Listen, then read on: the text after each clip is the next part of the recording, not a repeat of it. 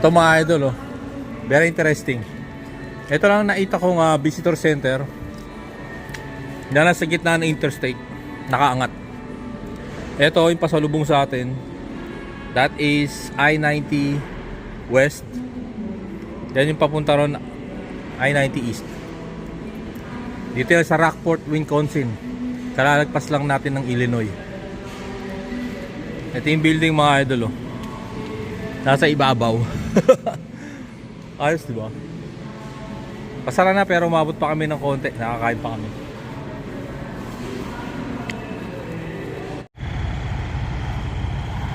Eh sinasabi ko mga idol, oh. Naman nasa gitna siya ng interstate, diba? Ang kulit eh.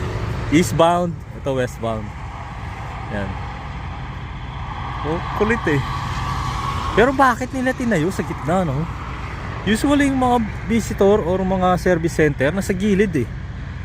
Either nandito or nandito. E-exit ka ng interstate. Eto, e-exit ka pero pupunta ka sa gitna.